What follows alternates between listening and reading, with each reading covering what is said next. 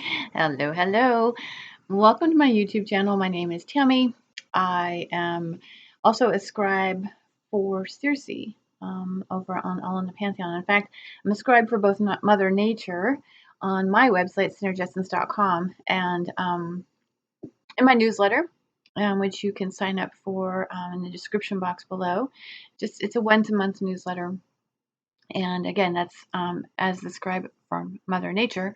But in the meantime, I'm also the scribe for Circe, who, if you're not familiar with the Greek goddess Circe, she is also known as an enchantress and a sorceress. She's very much about healing.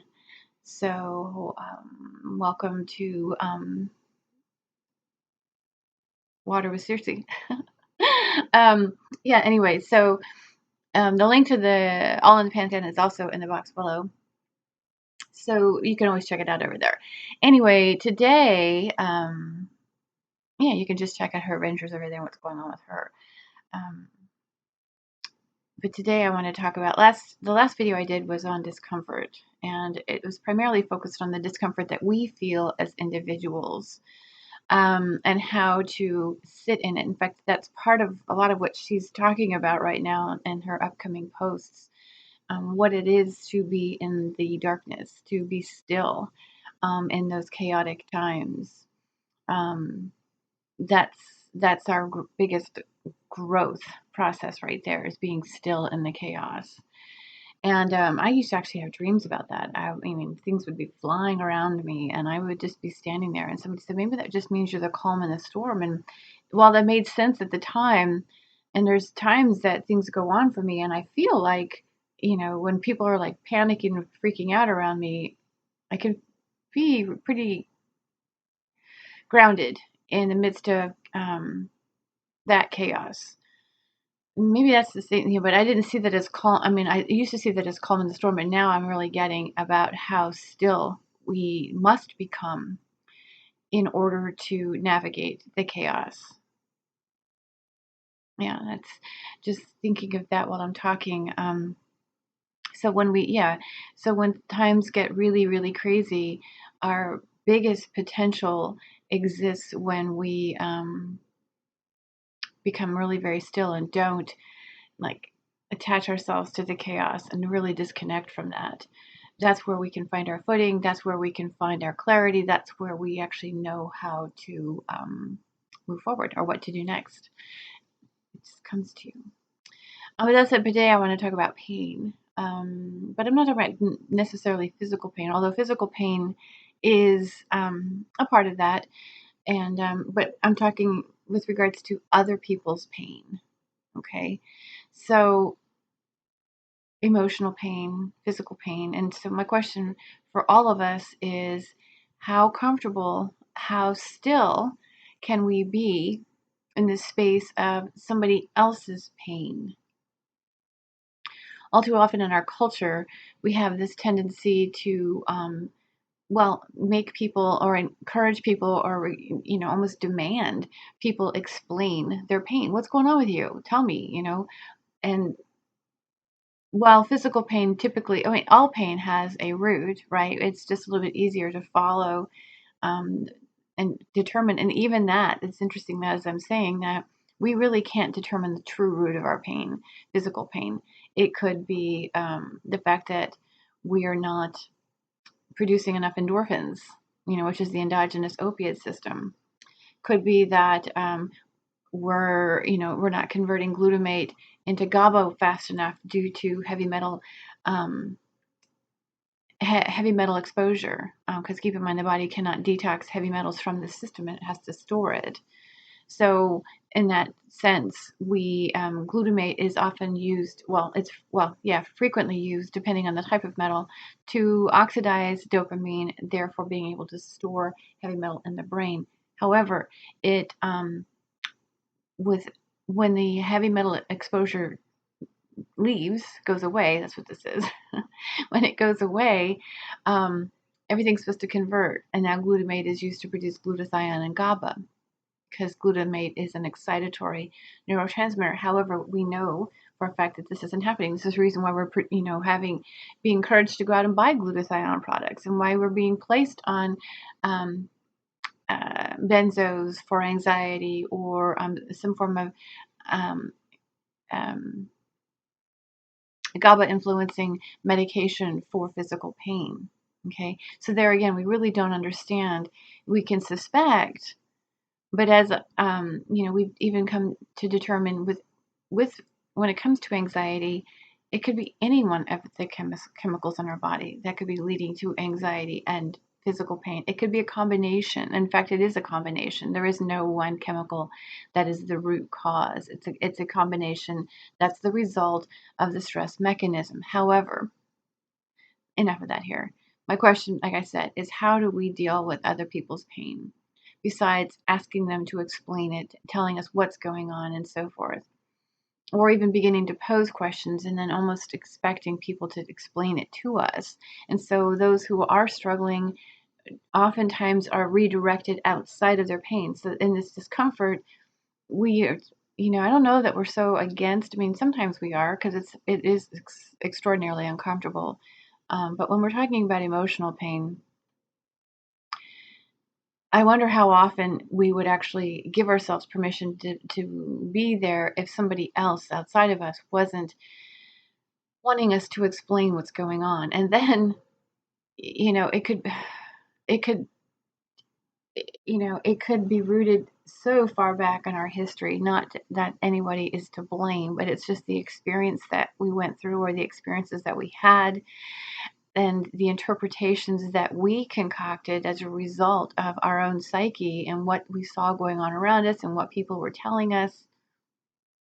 And so ultimately, in my humble opinion, we all are kind of just dealing with PTSD on some level. And that's, brings up this physical pain. But yet what we often find is that when somebody else in front of us is experiencing pain, instead of just lending it that space of understanding, and mind you, understanding doesn't mean that we need to get the answers. It doesn't mean that we need to know everything about this individual. What we already know everything we need to know. That is, they're hurting. That is, something has really rocked their world, and they are raw and on edge and in pain.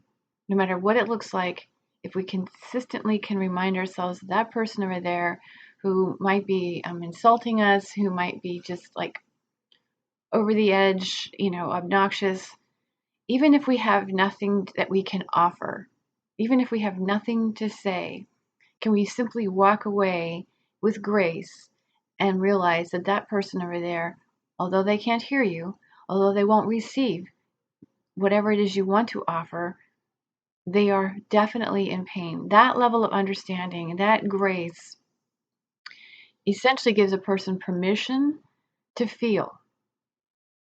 And that's, to me, an extraordinary gift that we can be offering one another, is the permission to feel, the permission to feel our emotions, the permission to be in our emotions, permission to be uncomfortable. Because the more comfortable we each become with somebody else's discomfort, the faster that discomfort will dissipate. Because then people can begin to process and realize, you know what, I really don't care what's behind this. I really don't. I mean, I do, but I don't. You know what I'm saying? I understand, and even we can begin to go, I get it, that something happened in my life that really brought this up. It takes the need to blame people away. And we can just begin to openly acknowledge the fact that life handed us some experiences, and we as an individual made up the story about what it was about, and made up primarily the story about ourselves.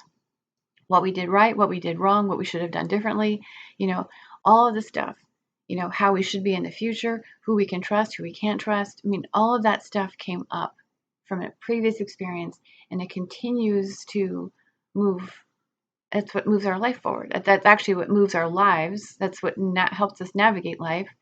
We don't necessarily move forward until we recognize that, yeah, this is something that I just don't want to feel anymore. I don't want to think this way. I don't want to feel this way. I know there's a lot of schools of, people believe that if you got to uncover the root of your pain in order to let it go. I think the way to let anything go is just to acknowledge the fact that it's there, that it is influencing your decisions. It has affected your relationships, regardless if it's work, friend, family, or intimate relationship. It's affecting everything. Even and more importantly, it's affecting the relationship you have with yourself. And we begin to create contrast in our life to such a degree that we have options. We can either become so attached to the contrast and the things, and just let it bring us down, or we can stand back and go, well, that's interesting. What an interesting perspective to have. And I think I'll choose this over there because that right there is not in line with my higher self. It's not in line with my highest good. This is actually a message from the vultures. It's beginning to make choices that are in alignment with your highest consciousness or your higher consciousness. And this is how I see when we look at discomfort, because think about it, a vulture is, well, we could call it a death eater, right? It's it has a very important role for the environment because, yes, it does consume dead carcasses and it obviously renews it into a usable form, breaks it down, and so they're very beneficial to our environment. At the same time, they teach us to make choices that are resourceful, to be resourceful in our choices, to not just hastily just make a decision to do something. And the only way we can do that is to be present to the fact that, wow, I don't like the way I feel. This is not how I want to go through my life. So what can I do? How can I be resourceful right now? What can I do to regenerate myself, to take this part of me that feels like it's dying and let it die? Let it die. Renewal is a part of our existence. And if we could begin to let that past go, let it die, let it, don't let it, don't allow it to influence our life today and actually renew ourselves. We could do this on a daily basis. Years ago when I was in my ontological training for leadership coaching and so forth, one of the recommendations that they had, and I've seen it in other types of workbooks and programs, which is to journal every morning. Just sit down and before you do anything else, just start writing for 10, 15 minutes. I've had other leadership, personal development people say the same thing. You just sit there and you write. Well, writing for me, as much as I love it, I really do. I write every single day. I don't want to journal my thoughts. It doesn't do much for me. So I get out and I walk. And I observe animals and nature around me. And I begin to have, especially when I'm by myself, it's really nice because I start to have these thoughts that come up. And that's the whole point of the journaling is you get out all of the right? So that you can be clear and be able to have an intentionally productive day. Again, while that is good for some, it doesn't do much for me because I end up thinking too much about what I'm writing as opposed to just moving. When I move, even though my head is going, it's like I can go in and out of being quiet to actually having all of this stuff and then, kind of like regurgitate and come through. And then the next thing I know is I'm back to feeling quiet again.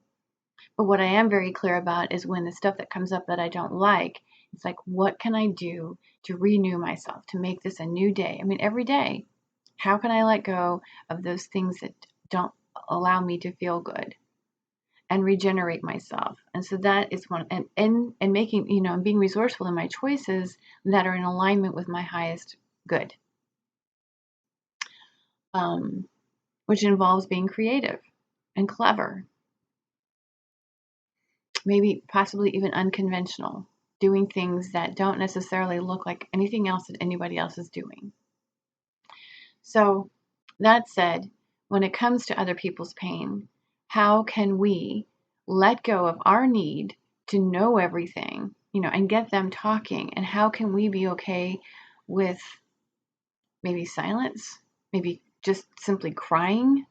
If you can't be with it, then what's in the way of you just walking away? What's going on with you that you can't say, I really wish I could help you, but I don't know what to say. So I don't know how I can help you unless you tell me. So I'm going to go over here. And when you're ready, let me know. But again, when somebody's like blowing up and just, you know what I'm saying? That's not the time. And your job and my job isn't to fix anybody, it's to create the space of safety. Because if we look around us, this world really doesn't offer much in the way of safety. So if we can begin to be safe within ourselves, and I think I've talked about this in other videos, but if we can begin to be safe within ourselves and know that whatever's going on over there has nothing to do with you, even if they say it does. Even if they say it does, that's the most important thing that I even said in the last video, is other people are triggers, okay? I like to look at a lot of us as catalysts for change. If I show up in somebody's life and they get pissed off, or they, or they find themselves aggravated, I don't walk around and gloat and go, see, I gotcha. I have my MO typically, honestly, is to take it personally because they're offended, and it's like, oh my God, what's wrong with me? So I'm having to learn about that one because that's my own personal pain. But because their pain triggered my pain, so now you've got, everybody's firing on all cylinders. But if we can just begin to recognize that each one of us presents with something that is uplifting to another person as well as a trigger for another person, and begin to stop taking it personally and just realize that this is not the time or place to interact with that. This is not a safe place. And so by you being a safe place for them as well as for yourself, and by not taking things personally, we have now exercised the safety zone for ourselves. You're not being rude by walking away. You're just choosing what's in alignment with your highest good and for their highest good. You see what I'm saying? So we have to be really careful that when we do get triggered, it's learning how to disengage from that trigger and just begin to more with awareness begin to respond. And this does take practice. And if we don't respond and we do end up reacting, it's okay. You can always go back and apologize, clean it up. You didn't mean to be offensive. I just got triggered because this reminded me of that, and I'm really very sorry. I really want to be there for you. It's an opportunity for a dialogue. It's an opportunity to experience renewal. Okay? It's an opportunity to experience renewal. And maybe that's what all of this emotional pain is. An opportunity to experience renewal. And learning how to give each other that grace of, we're all uncomfortable. And it's okay to be uncomfortable. And maybe giving each other permission to be safe in that chaos, to be still and really get to know ourselves so that we can begin to expand as opposed to feeling like we're feeling. It's a good thing if I was writing right now, I'd be sitting here editing everything just like I did. But instead, rather than feeling restricted, we can begin to expand and renew and forge a new normal, and emotionally, physically, mentally, spiritually, and even financially. All right. So you guys take care. Thank you very, very much. And like I said, check out All in the Pantheon. I would love to have you follow me over there. All right. See ya.